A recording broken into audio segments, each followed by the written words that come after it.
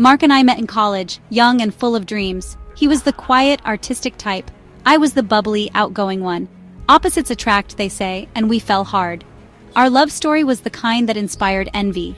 10 years and 2 beautiful children later, our love felt as solid as the vows we whispered on that sunny afternoon. We weren't just husband and wife. We were best friends, confidants, partners in every sense of the word. We built a life together, a testament to our love and commitment. Movie nights every Friday, Sunday brunches with messy-haired kids, shared dreams whispered late at night. We were a team, facing life's ups and downs hand in hand. Our love story, I truly believed, was one for the ages. We were, or so I thought, living proof that true love conquers all. Little did I know, a storm was brewing, a storm that would shake the very foundation of our seemingly perfect life.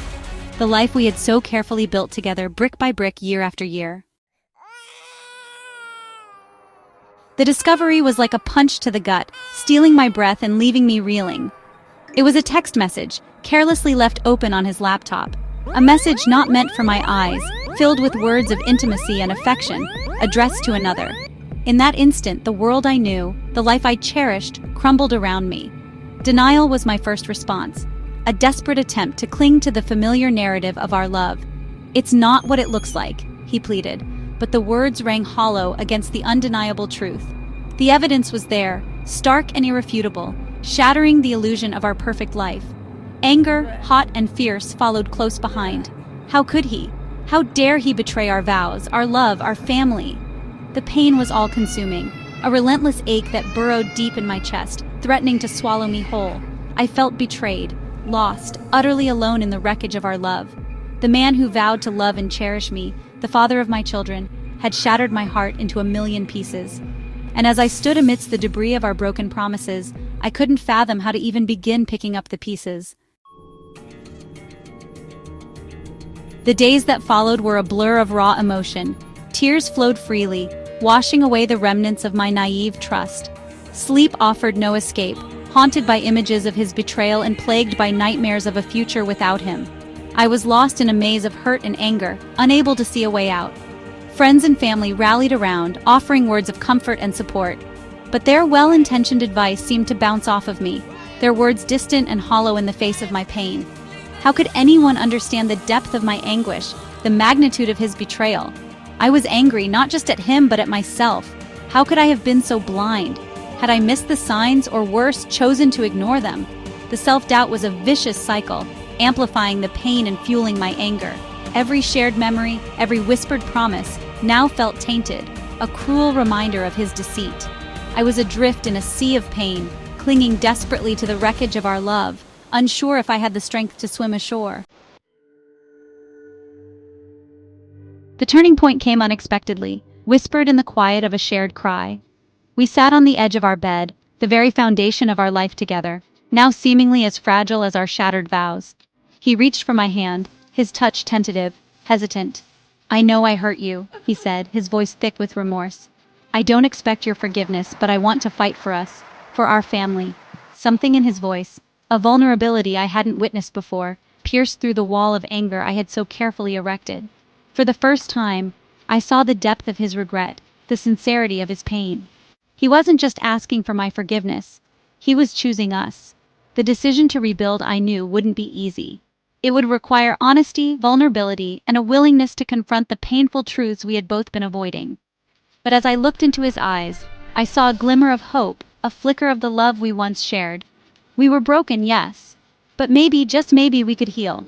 Maybe together we could pick up the shattered pieces of our love and find a way to put them back together, stronger, more resilient than before. The therapy room. Therapy became our sanctuary, a safe space to dissect the wreckage of his infidelity and begin the arduous task of rebuilding trust. It wasn't easy, laying bare our vulnerabilities, confronting the painful truths we had both buried deep within.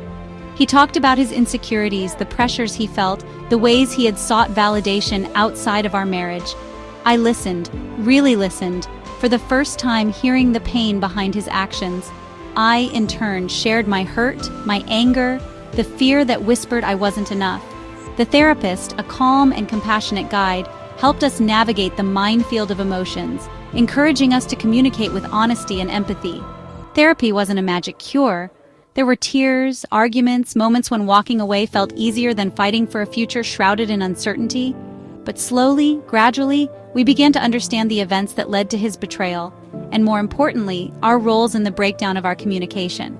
It was a painful, often excruciating process, but with each difficult conversation, with each tear shed and vulnerability shared, we chipped away at the wall that separated us, building a bridge of understanding and forgiveness. Rebuilding trust, we discovered, was not about forgetting the past.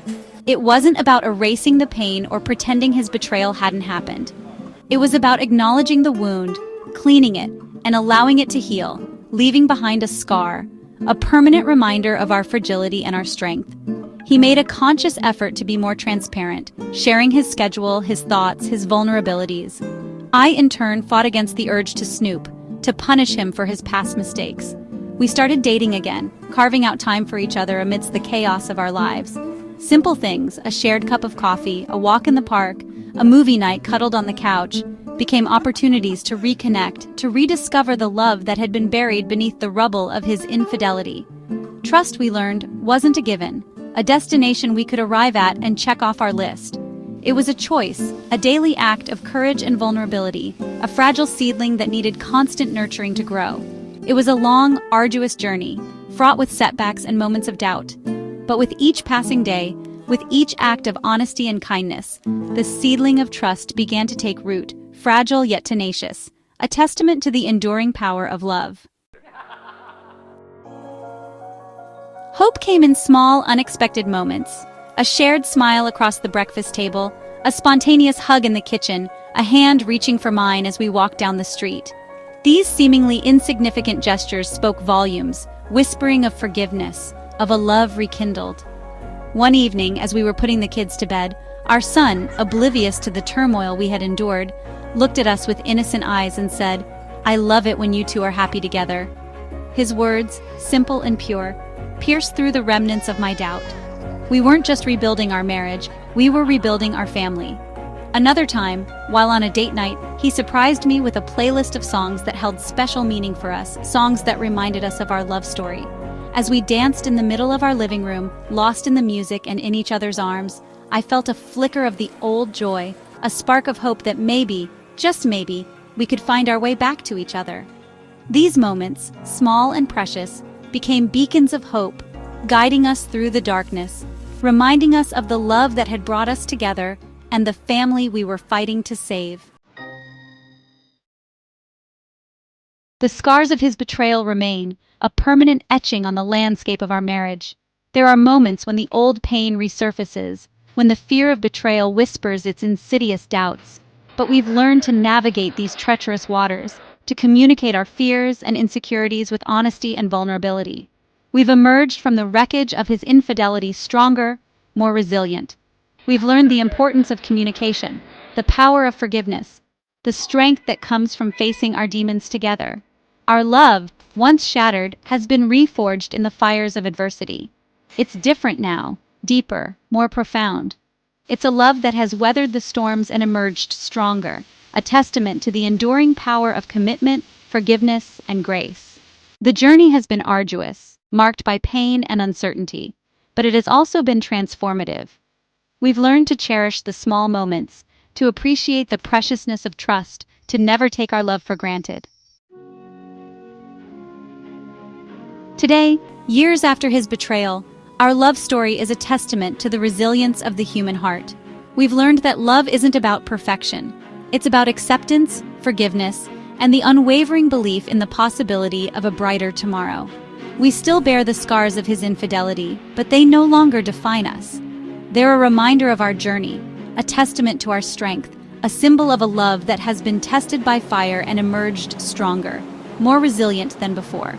Our story isn't a fairy tale. It's real life, messy and complicated, filled with both joy and sorrow. But it's our story, a testament to the enduring power of love, a love that has been broken, healed, and transformed into something even more beautiful.